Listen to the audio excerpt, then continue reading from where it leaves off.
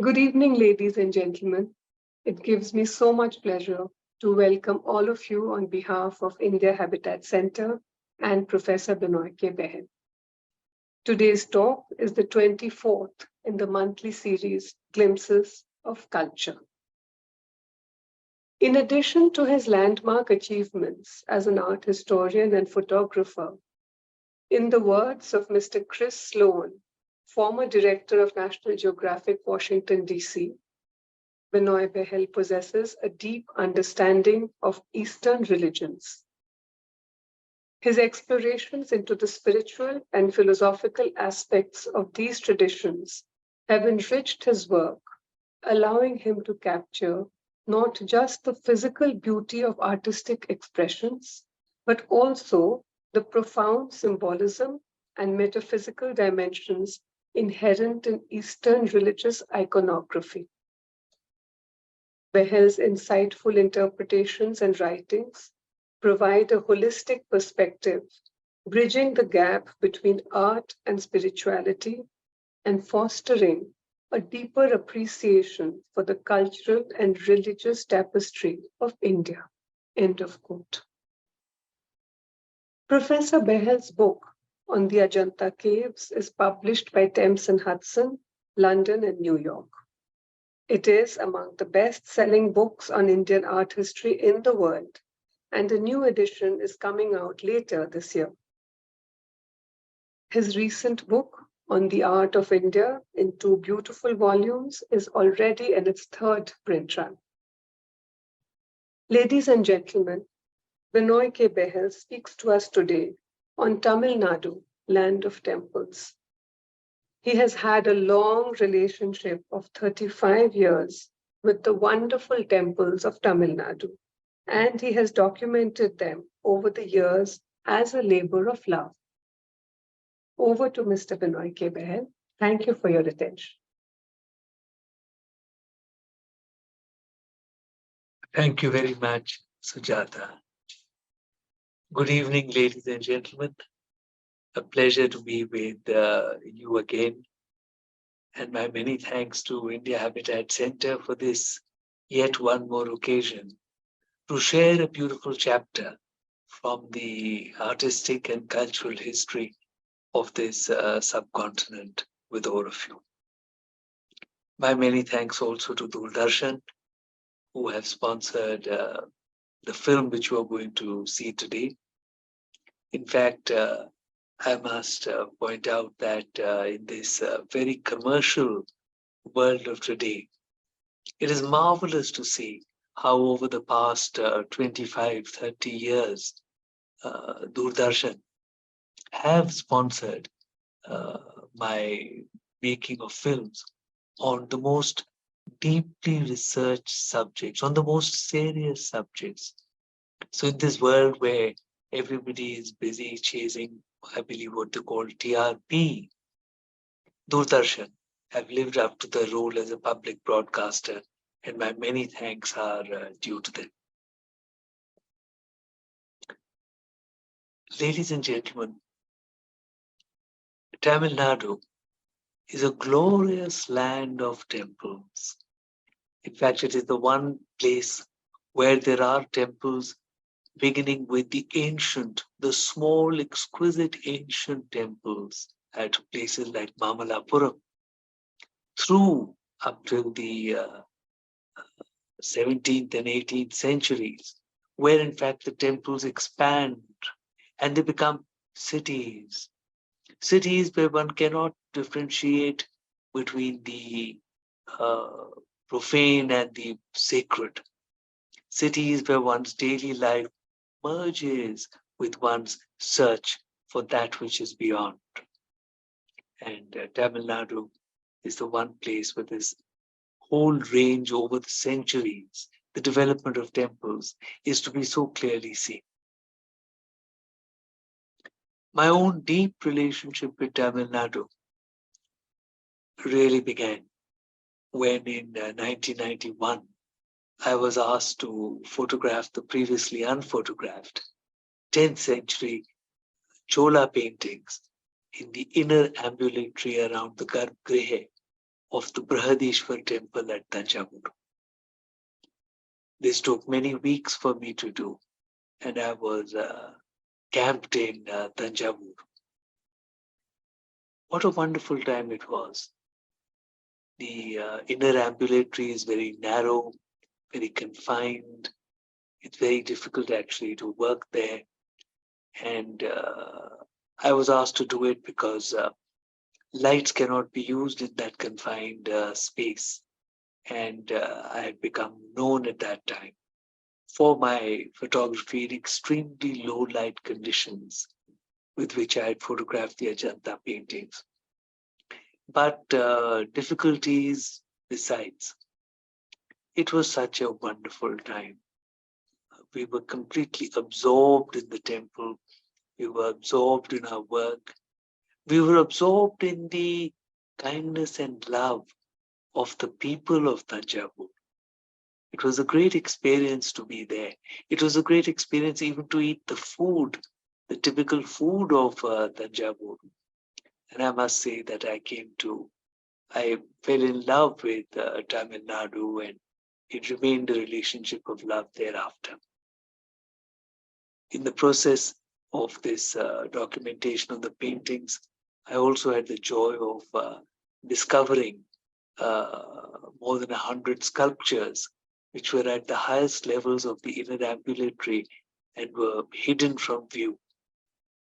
But that will become a long story. But Thanjavur is where it all began for me, this deep relationship. And thereafter, over the years, I had the opportunity to visit so many beautiful temples. The early Chola temples, particularly the Pallava temples, were absolutely fascinating.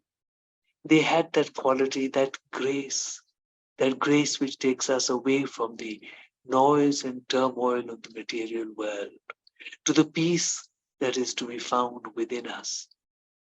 It is something very, very beautiful.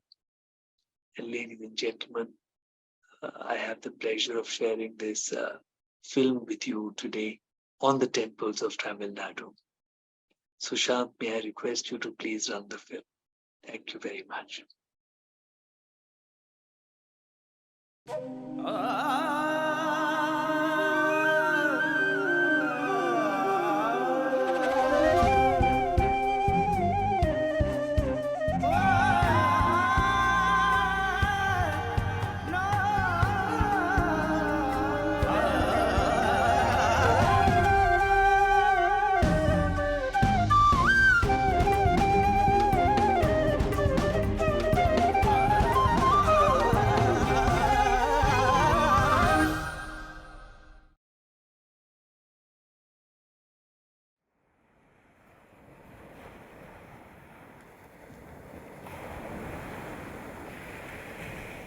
Tamil Nadu is on the east coast of Peninsular India. This state has been a great cradle of Indian culture, and many ancient traditions of dance, music, architecture and lifestyle continue and flourish here till today.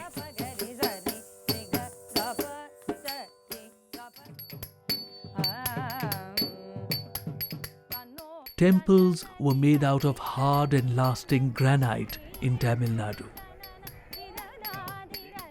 There is an amazing continuity seen in the styles of temple building here, from Pallava times in the 7th century, through the rule of the Cholas and the Nayaks, up to the Maratha period in the 19th century. This makes this region unique in the country. In the Tamil area, we have quite a chronology of the development of temple architecture. Under the Pallavas in the 7th and 8th centuries, we have the transition from rock-cut Hindu spaces, so-called cave temples, to structural temples. One of the early chief examples is the shore temple at Mabalapuram overlooking the Bay of Bengal. And these temple consists of a pair of sanctuaries, each with its own pyramidal tower. And this idea of crowning a sanctuary with a pyramidal tower goes on into later architecture. Here in Tamil Nadu, the South Indian style of structural temples was firmly established by the 8th century in the temples of Mamalapuram and Kanchipuram. Above the shrine is a storied pyramidal tower. Pillared mandapas or halls were added later to the temples to accommodate worshippers. The positions of wall niches with deities, their orientation and other details were set out in texts called the Agamas. By the time of the Cholas in Tamil Nadu, the temple walls had become repositories of a pantheon of deities.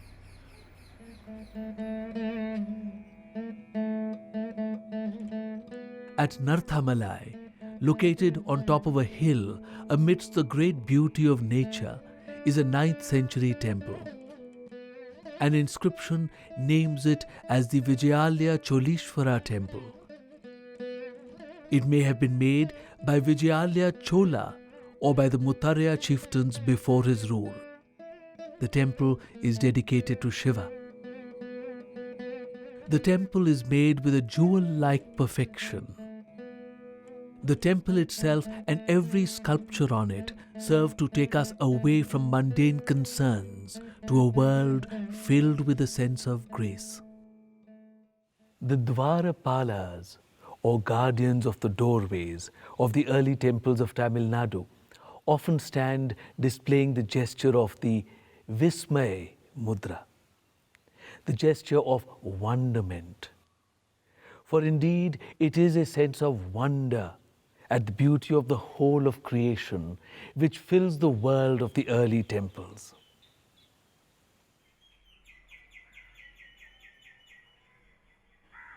A temple which marks the beautiful quality of early Chola sculpture is the Brahmapurishvara at Pulamangai. The temples of this period were not very large. The purpose was not to inspire awe through size and grandeur.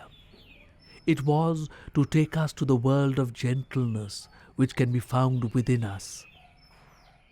The grace of the figures and their profoundly peaceful expressions awaken a sense of the sublime. The figures are fully occupied with the miracle of creation and the sense of stillness which comes from this absorption.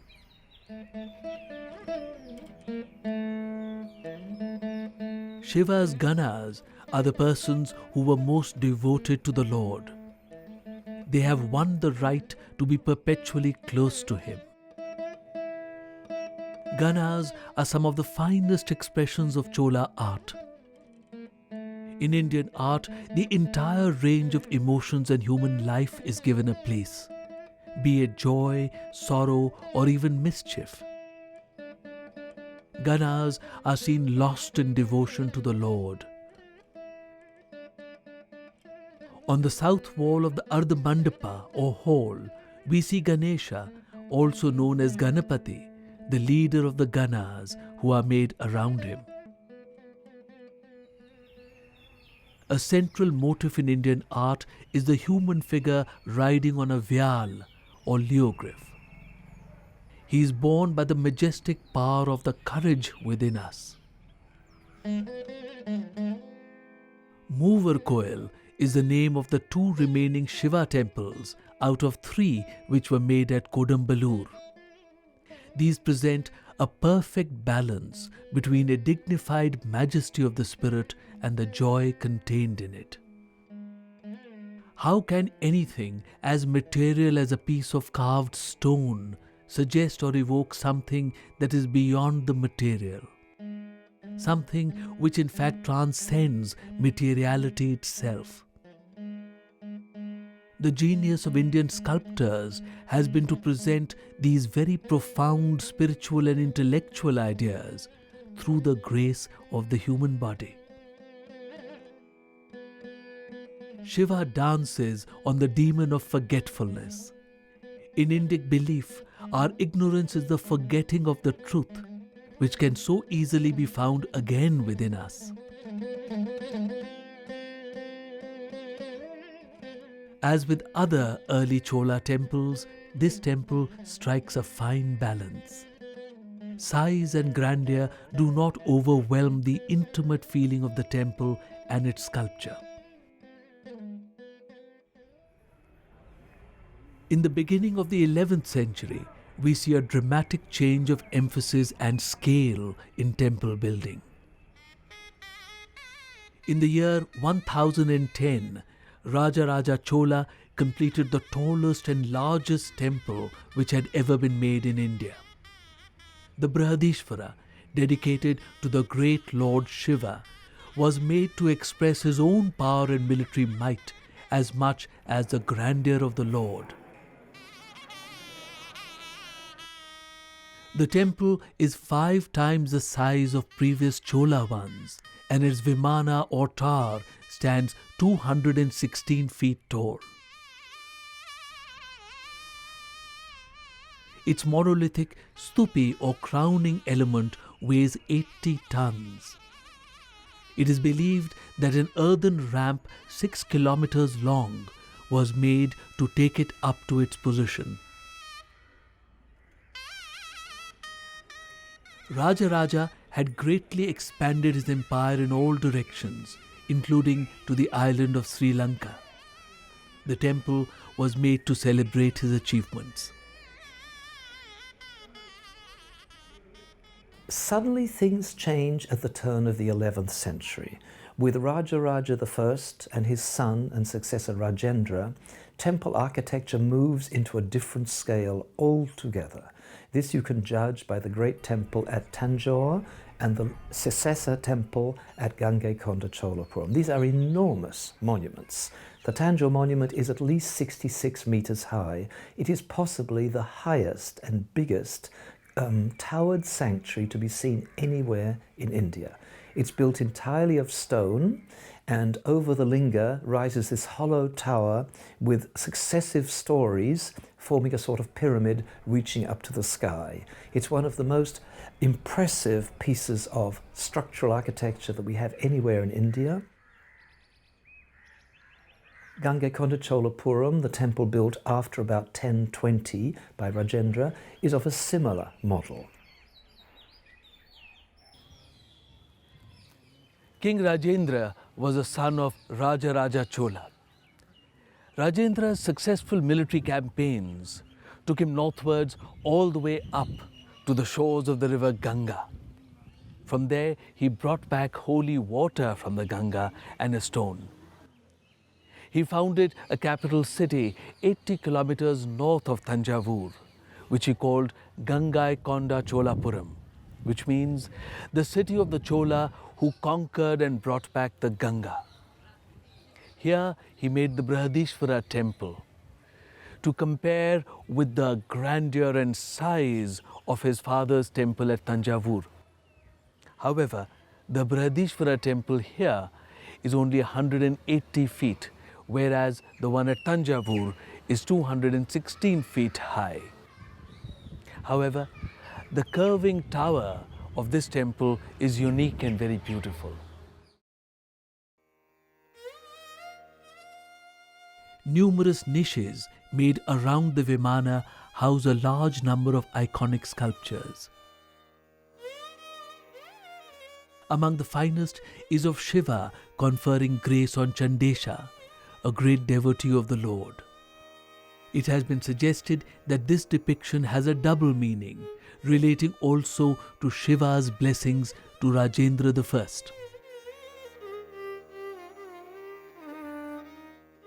The grand scale of later Chola temples is also seen in the Airateshwara temple at Doordarshan, made by King Raja Chola II in the 12th century. It is a magnificent structure which brings alive a period of regal splendor. A mandapa or hall is made in the style of a ratha or chariot. Wheels are made on the sides to draw the ratha forward. The grand Brhadiswara temples at Thanjavur and at Gangaikonda Cholapuram, made in the 11th century, mark the height of the development of temples under the Cholas. Besides the tower and the mandapa, high gopuras or entrance gateways were made.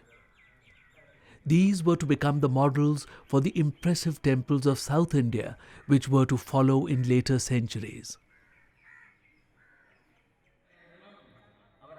In this time, the role of the temple was also expanded to make it a major cultural and social institution.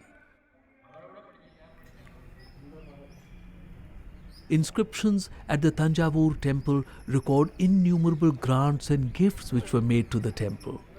Arrangements were made and housing colonies were created to accommodate 400 dancers, musicians and others who were employed for the daily temple rituals. Naturally, the architecture of the temple grew in keeping with its expanding role in the life of the community. Thereafter, temple architecture is reduced in scale. Brick is used then for the towers, but the gateways start to emerge as the dominant architectural characteristics. If you go to Chidambaram, for example, which is the famous temple of dancing Shiva, there you will see 4 immense gateways, or gopuras as they're called in the Tamil zone. These date from the 12th and possibly the early 13th century. These are higher and more impressive pieces of architecture than the actual sanctuary of the temple itself, which is rather like a hut built of wood and covered with metallic tiles. And so it goes into later Chola architecture like Doordarshan. The towered sanctuary is not as impressive as the gateways. Further developments of the temple complex occurred under the Vijayanagara kings, who ruled from the capital at Hampi in present-day Karnataka. In the 16th century, monumental temples were constructed under them in a style which became characteristic of Vijayanagar. Imposing gateway towers were made, which were much taller than those above the shrines. These were visible from afar and reflected imperial magnificence as well as the grandeur of the divine.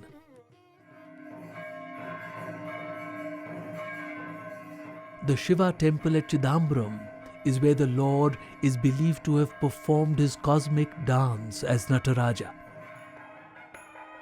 It is one of the most revered temples of Tamil Nadu. The earliest parts of the temple belong to Chola times. The Cholas made the Nataraja their family deity, and several kings had their coronations here. Under the Cholas, the roof of the sanctum was gilded. A mural of the beginning of the 11th century at the Brhadiswara temple at Thanjavur shows the golden canopy of the Chidambaram temple. Between the 12th and the 16th centuries, the modest-sized temple was extended to cover 40 acres of land. The formless divine, enshrined deep inside, was now also made visible from far away.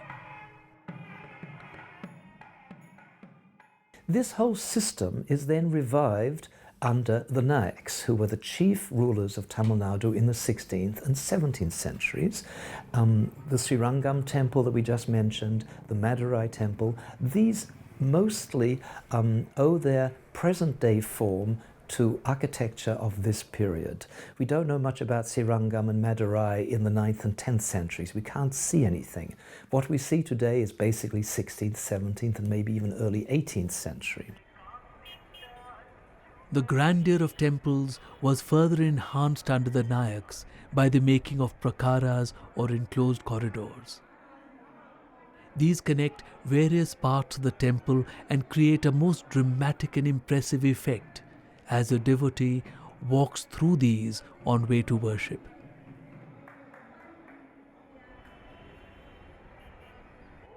The most famous of these is at the Shiva temple of Rameshwaram. The temple has approximately 1 kilometer of corridors.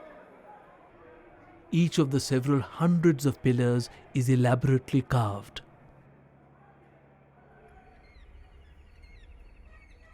One of the greatest achievements of the Nayak period is the making of the Meenakshi temple at Madurai. It is one of the largest temples ever made and was created in the reign of Tirumalaya Nayak in the mid-17th century. The complex is built around two shrines. One is dedicated to Shiva as Sundareshwara, the beautiful Lord. The other is dedicated to his spouse Parvati as Meenakshi, the fish-eyed one.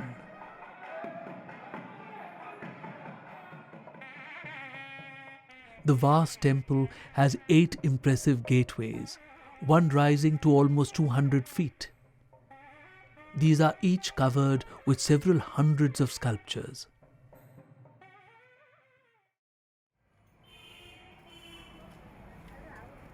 Perhaps the greatest example of the temple as the focus of life in South India is the Vishnu temple at Srirangam in the delta of the river Kaveri.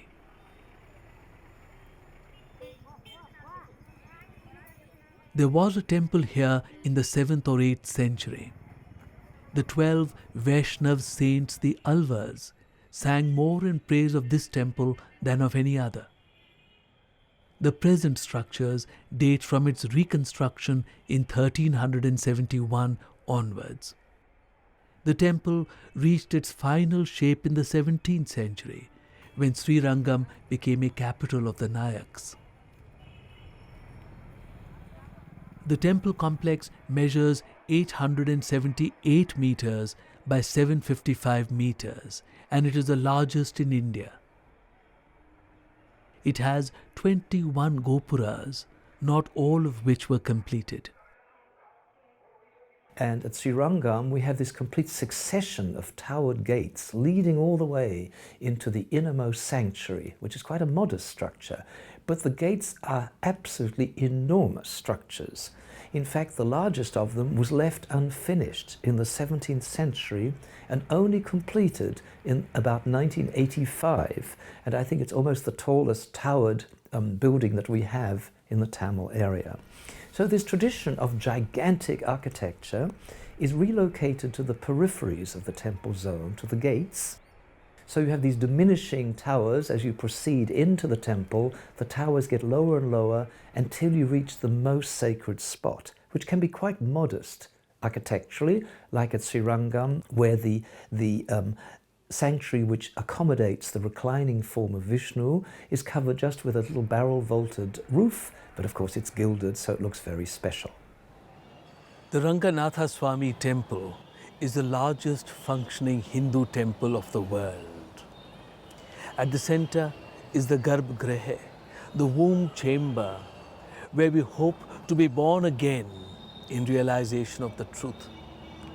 From there, the form of the temple expands through 7 concentric walls. In fact, the last 2 parikramas, as the space between the walls is called, is occupied by flower sellers, shops, and restaurants. In the last 2 parikramas, we see the separation of the city beyond and the holy interior blurred. So that is where it is still sacred ground, and we see the activity of the world. In fact, the entire city beyond is also an expansion of the temple. In the great temple cities of South India, the grandeur of the Lord is celebrated in all aspects of life. Tamil Nadu is a land where ancient practices continue till today in an unbroken tradition. A land where the divine essence of our lives is never forgotten, even in the midst of the daily concerns of life.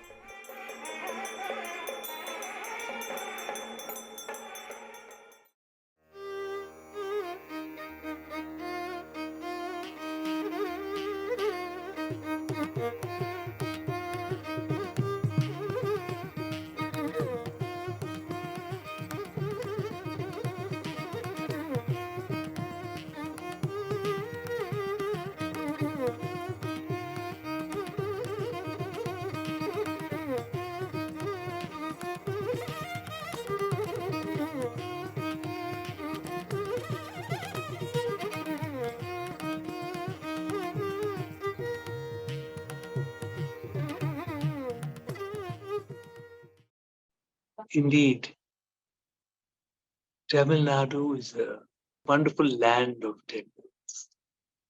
And here we see from the earliest times till much later into the medieval period, the search for the truth, which takes us deep within ourselves, the search for the truth, which takes us to the smallest sanctuaries where we can lose our preoccupation with the world around us, to find that which is within, to find that which is peaceful and beautiful.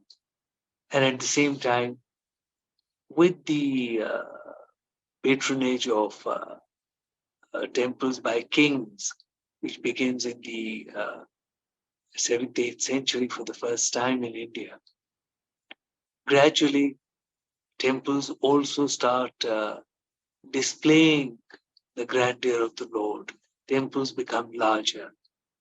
So on the one hand, the sanctuaries remain small, the inner sanctuaries, the most important places remain very small, places for us to lose ourselves.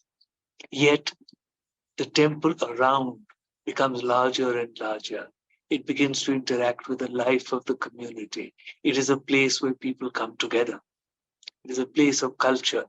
It is a place where people interact.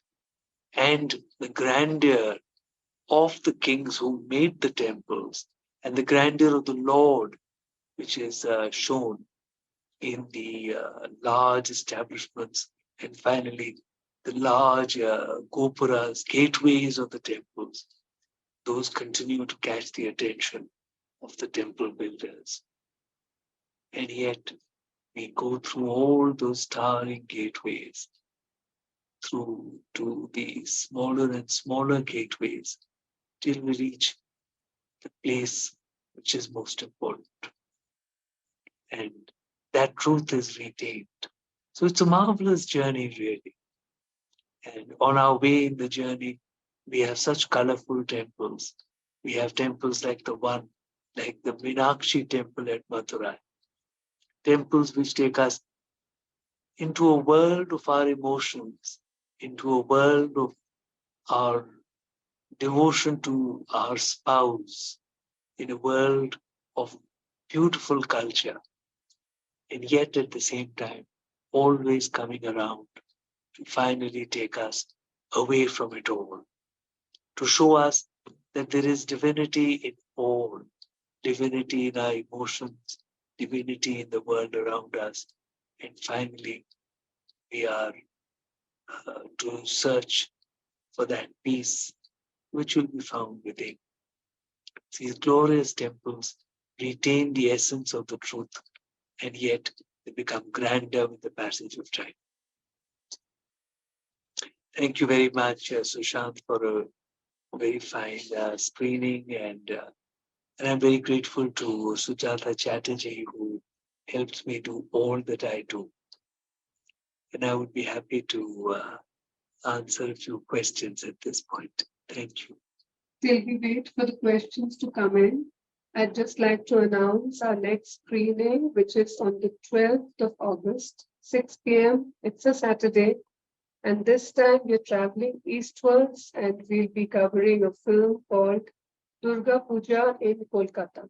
So please do join us. Please mark it in your calendar. We would love so much for you to be there with us. The question has come from Arun Bhargav. These temples are the treasure for our culture. How is the maintenance for them? By government or who controls them? Yes, Arun. These are indeed such a treasure of our culture, such a treasure to always show us the beauty which they can be in life and the beauty which is within us. There are temple trusts which are which run and maintain the temples. The district administration is normally also represented in these temple trusts, and that is how they are run. Thank you. Mohan Ramaswamy is saying, awesome, thank you, sir. So glad that you enjoyed it, Mohan. Someone, Paul Pasha, was saying, thank you so much. Subhadra Venkateshan, thank you for this wonderful presentation. What are some good resources to learn more about temple architecture? I would really say that you should visit the temples, see them for yourself, and the Vishnu Dharmotar Puran lays out the fundamentals for the making of the temples. And then there are the Agamas who lay out the principles and details, the details of how these temples are to be made. And you might like to also see some books on the subject. You could see my book, for instance, on the art of India in 2 volumes. Thank you. Could you share something more about the Chidambaram temple, sir? The Chidambaram temple is a wonderful place. The Chidambaram temple, in fact, gives us the whole range of the spiritual search in our subcontinent. On the one hand, it is the temple which has the Akash Linga. It has the linga which is invisible. You approach the linga and there are silver curtains that you part to look beyond. And what do you see? You see nothing at all. And the temple priests understand enough of ancient knowledge to point out to us that this is the most Upanishadic presentation of the Shivalinga. That which takes us to the heart of the matter, that which points us to us that finally the search is for the Nirgun, that which is without qualities, for the Arupa, that which is without form. So this is the temple which has the Arupa, the Nirgun representation of the Shivalinga. And at the same time, it also has the most formful presentation of Shiva. Shiva as a Nataraja, the dancer in the cosmic dance. So the entire range, and this is the flexibility of Indian thought. This is the deep philosophy which is able to appreciate and understand the different forces of our emotions and of life around us. And while the search remains for the Nirgun, it is able to understand the drama of life as it catches us. And it takes us through the drama of life itself. Again, back to the understanding of divinity, for us to realize that all that there is divine. So the Chidambaram temple is an absolutely magnificent temple. It's just wonderful. Thank you. Thanks, Benoy and Sujata, for this beautiful film. We both enjoyed watching it as we do watching your other films. This is the Tanvas. Oh, thank you so much. Rukmini Dey, thank you so much. Each sculpture seems to have a philosophical meaning behind it. Some of the guides know the full stories or meanings. Is the deep philosophical meaning of each sculpture accessible to the lay person in some way? Rukmini, as you say, some of the guides know the stories. And if you read the books, the iconography, the stories can be found. And so there is marvelous storytelling.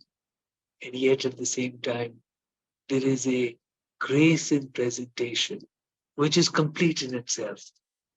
So even if you do not know the exact story, you are still able to respond to the grace. That response to the grace is also a complete experience in itself. So of course, you may like to appreciate both the story and the response to the grace. Thank you. Arun Bhargav, Namaste, Benoy Ji. Has new technology made it easy for low-light photography now? Arun, new technology, of course, would include the latest technology which is used for space and defense purposes, and that would be exceedingly advanced. As far as what is available to us common people, new technology actually is very commercial. So it has made it much easier for people to be able to take photographs of reasonably good quality. There are algorithms and there are various devices which help to automatically work out things which earlier with the manual cameras, the professionals had to have a lot of experience to do themselves. So there is considerable ease and the results are immediate. The result is right in front of you, right there.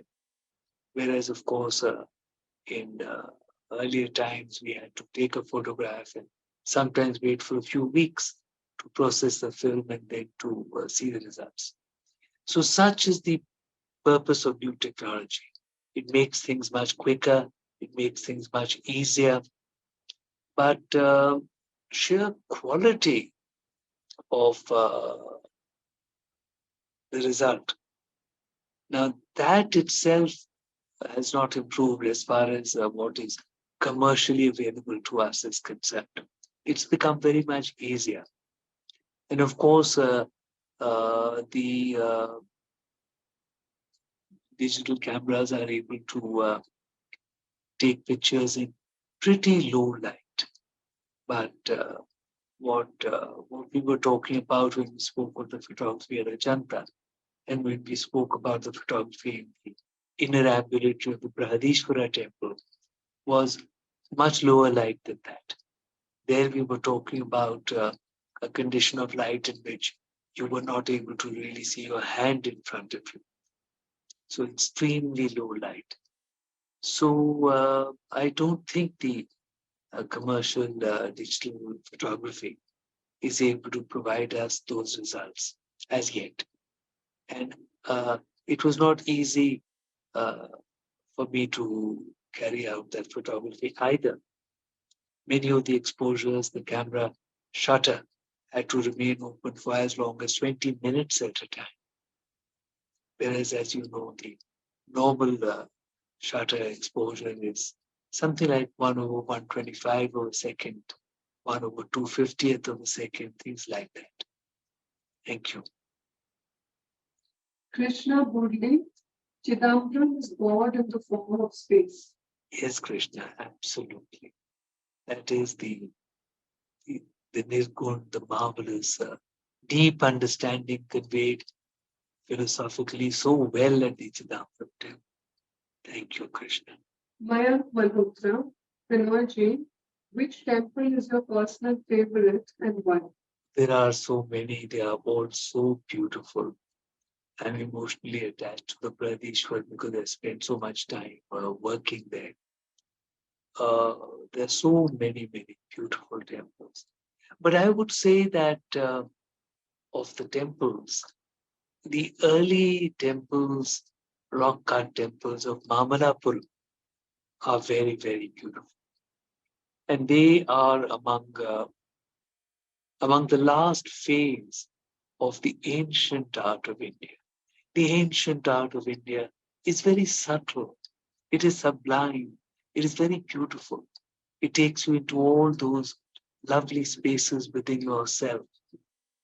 You have examples there of tenderness, grace, caring, and truly the early temples of Mamalapuram may be among my favorites. Though I must say that in this country we have such a vast range of beautiful temples that it's very difficult to decide which ones. Of course, the Buddhist temple of Alchi in Ladakh, which was exquisitely painted by Kashmiri painters, around the 11th century is again very beautiful. Ajanta has the most glorious paintings which were ever made in the world. One could just keep on talking. Some of the most beautiful sculptures of the world are here. So it's difficult to decide which is the favorite. But if I had to say something, I would say the early temples of Maratha. Thank you. Manju Goel, desire for a more detailed depiction of the temples has arisen in our hearts. It's a journey which, once it begins, it keeps going on and on and on and on. It is endless. But this is a journey to the realms of your own peace, your own spirituality, and how it is reflected by the artist in the temples outside of you. It is a reflection of you, in fact, which you are looking at. And perhaps you would like to travel more. Perhaps you would like to read some of the books more. Pictorial books also present you with the beauty of the art. Thank you. Dipankar Mukhopadhyay, have you considered visiting the cities outside India where sizable Indian diaspora lives and built temples in the last 40 to 50 years and talk about their architecture, etc.? Maybe cultural ministries would be helpful. Indeed, Sujata and I have had the pleasure of visiting some of the more recently made Indian temples in other parts of the world. The Hindu temple at Minnesota invited us and had my illustrated lecture and had film screening from what I remember. There are temples even in Malaysia, new temples, so many places. And yes, they do try to follow guidelines on how to make temples in the ancient tradition. Architects and artists from places like Kanchipuram are very often called all the way to the other countries to come and guide the work so that it may be authentic and according to the agamas and other texts. So it's all a marvelous experience. But of course, the further back that you go, the ancient temples are more and more beautiful the older that they are. I think it is a reflection of the quality of the human being which you see in the art. The human being was obviously more evolved, more subtle, more kind, more gentle, more graceful in ancient times. And all these temples which are being made today also should help to remind us of those great and beautiful qualities within us, revive those qualities within us so that we can achieve that same grace and beauty again. Thank you. Krishna Burli, speed, accuracy, clarity may be high in modern photography. However, the feel, angle, the heart of concentration in your photography is great, Vinay. Thank you, Krishna. Very kind of you. And it is just the subject that calls for it. I'm only a puppet in the hands of these beautiful subjects. I fall in love with these beautiful things and just do what I have to do. Thank you. Rajendra Thimestra, congratulations from Thailand. Thank you so much. Very kind. I think that's about it. Would you like to share with everybody that we put up these films on YouTube? Yes, as Sujata says, there are a number of films and programs also which are put up on YouTube on the channel Benoy K Behl. In case you miss an event or in case you want to see other films and more films, you may like to try it. And thank you all very much. And thanks once again to India Habitat Center. Thank you.